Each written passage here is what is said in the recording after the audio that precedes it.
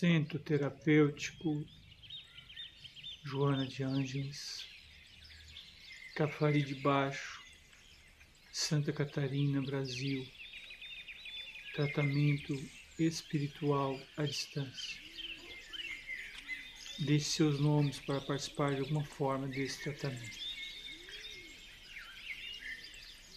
Meados de 1857 a 1866-67, muitas comunicações espiritualistas, mediúnicas, chegaram ao conhecimento de Monsenhor Hippolyte Léon Denisard Rivail, cujo pseudônimo de uma antiga reencarnação como sacerdote druida adotou como Allan Kardec. Uma das questões mais notadamente abordadas por Allan Kardec em seus extensos questionários lançados aos médiuns, principalmente médiuns moças jovens entre 15 e 18 anos, as irmãs Baudet e dentre outros, salientava um estudo muito peculiar que já era feito por renomados cientistas e metapsíquicos da época e que foi também muito bem trabalhado por Camille Flammarion, que era a temática da vida em outros planetas. Recordo-me ler inúmeras vezes comunicações falando de vida em Marte, vida em Júpiter, em outros planetas do próprio Sistema Solar.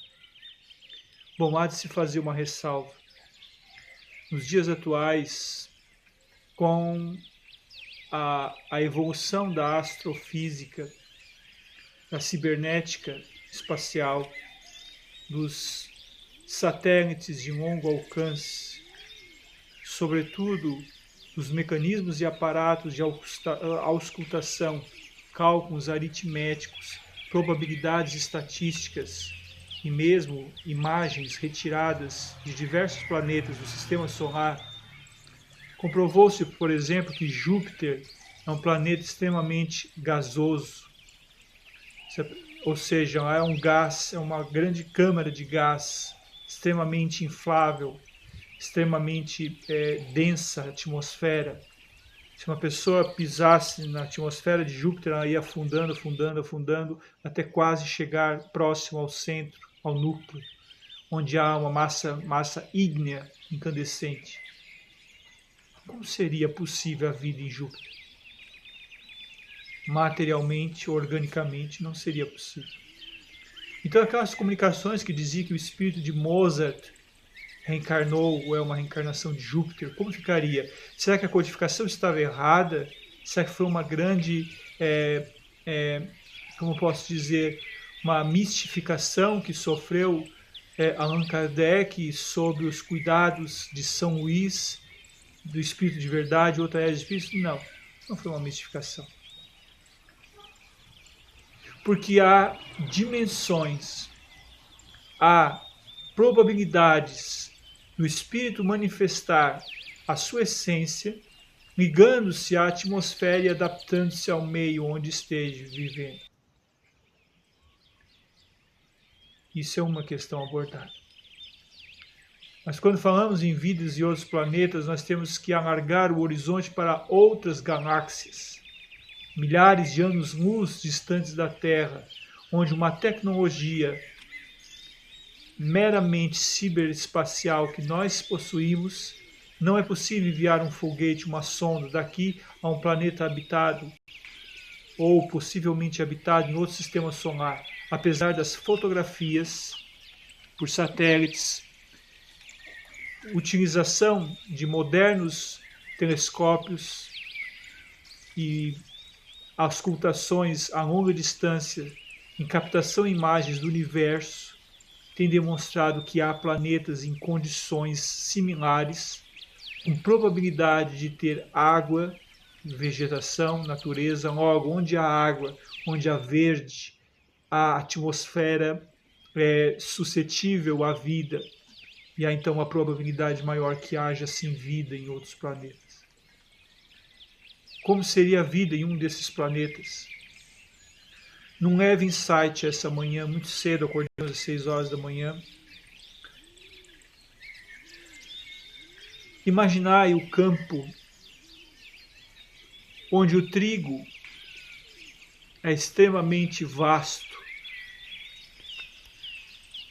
onde o céu é de um azul turquesa, com leves raios avermelhados e laranjas, em tons degradê, como se o arco-íris se abrisse numa íris espacialmente e em uma dimensão de expansão muito mais irradiante e fotoluminescente. Imaginai que os espíritos, assumindo o manto carnal mais sensível, vivem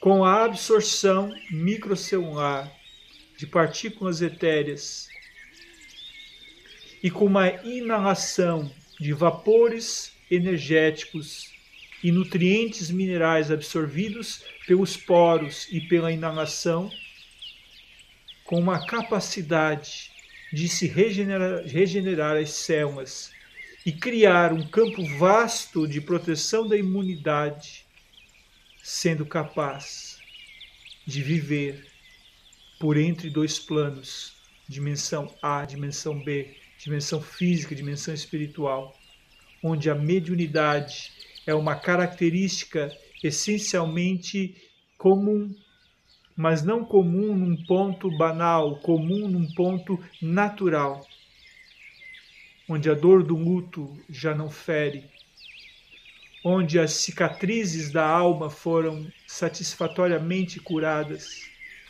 onde a inervação da estrutura que recobre o sistema ósseo tem uma camada ou uma pleura fina de fluidos benévolos que interagem com a aura espectral e dinamizam o campo da física quântica, como o bóson de Higgs, a partícula de Deus, se exteriorizando em torno da aura e comunicando-se ipsis versus com cada molécula e célula do ser.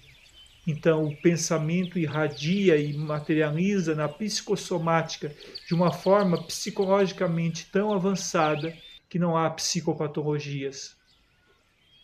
Porque a cura médica se dá pelo pensamento. E a cura e o estertor de miasmas negativos se dá pela exalação ou expiração. Se respira não somente pelas narinas ou pela cavidade bucal e entreaberta, se respira também pelas mãos. O suor se comunica quimicamente com a energia espectral do meio e a natureza é inversamente, compreensivelmente, inversamente habitável por essências que se comunicam por vias telepáticas, não necessitando o tempo todo da fala, não se comunicando o tempo todo com raízes e plantas ideológicas, não havendo separatividade entre nações, nem intercomunicações mentais que geram falência no sistema psicológico das massas. Há um campo de radiação de amor tão grande e tão fecundo.